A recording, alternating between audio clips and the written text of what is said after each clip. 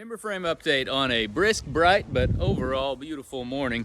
Thought I'd give a where I'm at and why I've done things the way I've done it. So far I have one truss pretty much all fit together.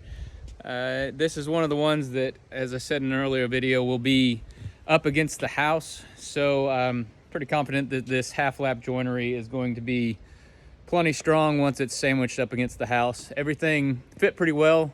This one I cut and fit all kind of at the same time as I went along, which allowed me to fine-tune my measurements and joinery and stuff. And with this half lap joinery, it allows me to see essentially inside the joint of whenever I turn all this into mortise and tenon joints for the big beams.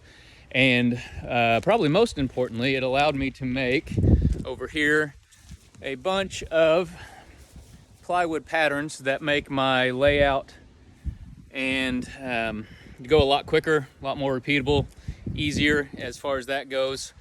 Then I've now got this second truss all cut based off my patterns.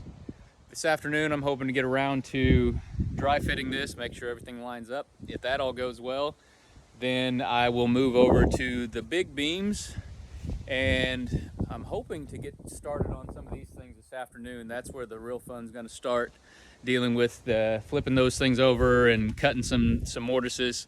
So far all I've had to do is these half laps, so they go pretty quick overall. Not too tough. It's been a fun learning experience so far. Here's my second king post over here for this second truss. My pile is slowly dwindling, coming down. That's the goal, get all these things put together. For now, for this morning, I'm going to be inside the shop, letting the temperature warm up a little bit out here. Do some customer work that might bring in some money as opposed to just hemorrhaging it as it has been so far. And then this afternoon, hopefully, I'll get a few hours at knocking back on this stuff.